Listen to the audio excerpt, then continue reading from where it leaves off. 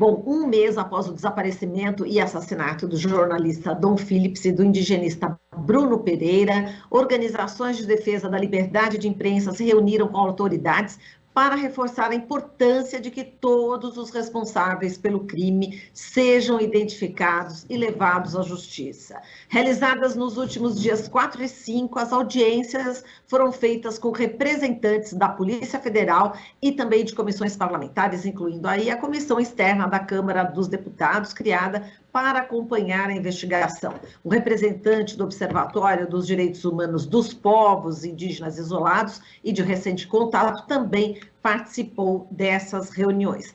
E agora a gente vai conversar com Emmanuel Colombier, graduado da Escola Superior de Comércio e Negócios, que é de Marseille, e do Instituto Francês de Jornalismo em Paris. É diretor do escritório da Repórteres Sem Fronteiras na América Latina, onde coordena as atividades de advocacy, mediação, assistência, capacitação e comunicação. Oi, Emmanuel, bom dia, seja muito bem-vindo.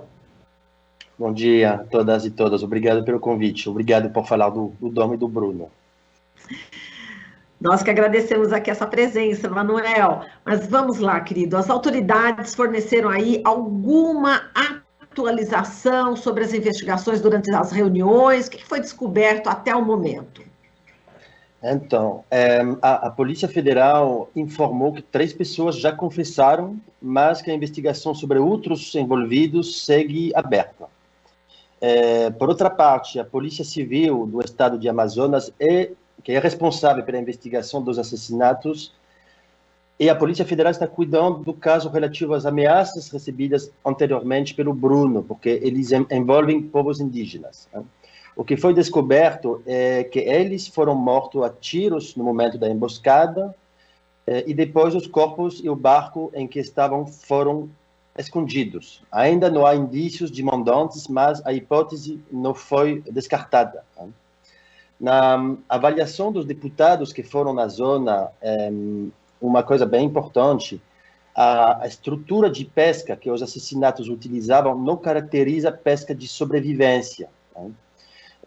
Os deputados acreditam que há outros atores econômicos por trás deles e que isso precisa seguir sendo investigado. Esse é um ponto bem importante. Por exemplo, o barco do Pelado não é um barco de pesca, entre aspas, de sobrevivência.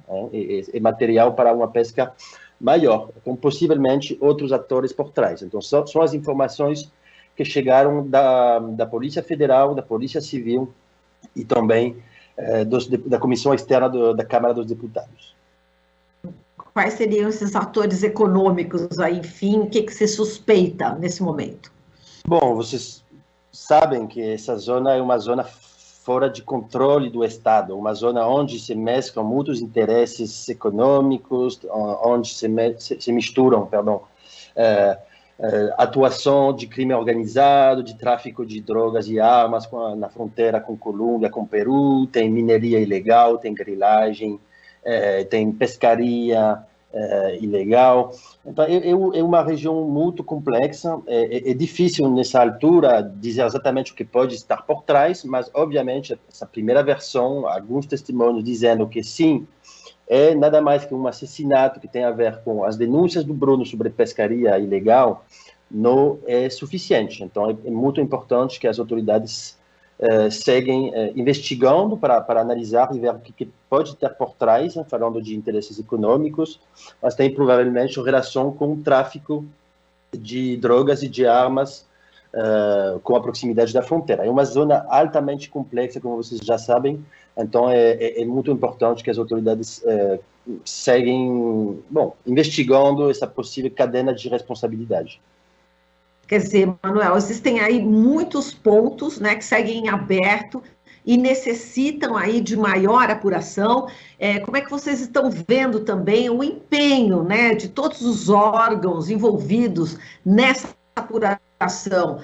Como é que vocês estão acompanhando, o que vocês estão sentindo nesse momento? Porque a gente sabe que muitos órgãos ficaram omissos quando houve o desaparecimento, né, do Dom e também do Bruno. Nesse momento, o que vocês sentem aí em relação a toda essa investigação?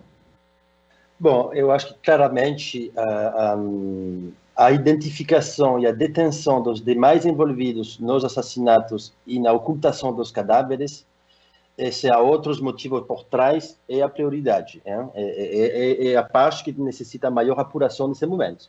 Também mencionei a omissão reiterada das autoridades em responder devidamente às denúncias de ameaças que Bruno e que as lideranças da região vinham sofrendo, também deve ser apurada, assim como seus responsáveis identificados. E sobre o que aconteceu durante esse episódio, desde o anúncio do desaparecimento até o encontro dos corpos, as autoridades federais claramente não tiveram a postura nem a atuação devida numa situação tão complexa e tão urgente, tanto na parte de comunicação como na parte de buscas. O governo federal demorou muito tempo para acelerar as buscas. E numa situação dessa, cada minuto, cada segundo conta. Então, isso é também uma coisa que vai ter que ser analisada, e a RCF, com outras organizações, vão cobrar o Estado brasileiro para entender porque demoraram tanto tempo para enviar as equipes de buscas e também entender porque a comunicação foi tão caótica nesse episódio trágico.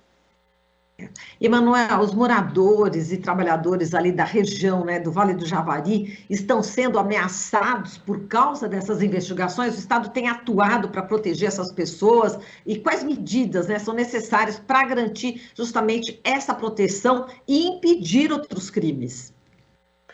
Bom, a Polícia Federal diz que sim, que os moradores e trabalhadores são protegidos, estão sendo protegidos pelo Estado, mas claramente os parlamentares ouviram dos povos indígenas da região, em missão na semana passada, que a FUNAI foi completamente desmontada e que nenhuma proteção está sendo oferecida aos indígenas e ambientalistas que seguem ameaçados nesse momento. Então é preciso reconstruir essas estruturas de fiscalização de crimes ambientais. É fundamental responsabilizar exemplarmente todos os envolvidos para que novos crimes não se repitam. É preciso reestruturar a FUNAI, é preciso reestruturar o IBAMA. Essas estruturas são fundamentais para a proteção do meio ambiente e também para a preservação dos povos indígenas que estão morando nessa região. E Dom e Bruno não foram os primeiros, não são casos isolados. Esses casos ganharam uma visibilidade internacional porque o Dom era inglês. Mas acontecem outras histórias parecidas nessa região.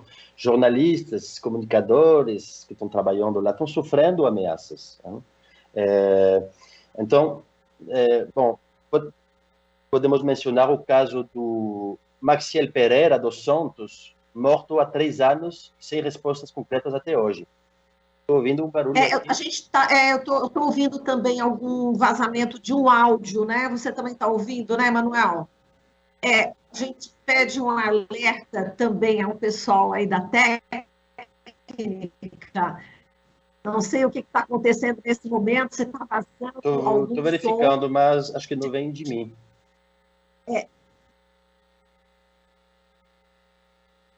Aqui também a gente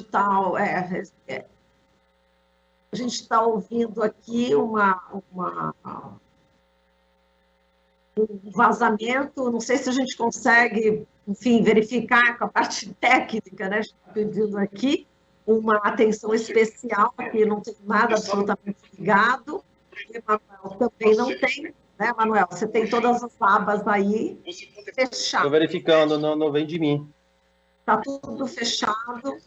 Bom, infelizmente é complicado a gente seguir assim, né, Manuel? De qualquer forma, a gente pede aqui desculpas, né, aos nossos teleouvintes por esse vazamento, a gente pede desculpa também a você, Manuel, não sabemos o que está acontecendo, mas a gente vai ter que encerrar, obviamente, a nossa entrevista aqui, enfim, e acho que agora parou, né? Depois a gente justificar aqui falando, mas enfim, só para a gente ter... agora, infelizmente ficou. Enfim, Manuel, a gente agradece a sua participação, a gente te pede desculpas, mas não sabemos de onde vem esse áudio, enfim, a gente vai ter que encerrar. A gente vai averiguar exatamente o que aconteceu. Muitíssimo obrigada, Emanuel, pela sua participação. Obrigado a vocês, estamos em contato. Obrigada. Ficamos aqui com o Emanuel Colombier, graduado da Escola Superior de Comércio e Negócios, CED, em Marseille, e do Instituto Francês de Jornalismo, em Paris. Ele que é diretor do escritório da Repórteres Sem Fronteiras, na América Latina, onde coordena as atividades de advocacy, mediação, assistência, capacitação e comunicação. Aqui você ouve as notícias que os outros não dão. Jornal Brasil Atual.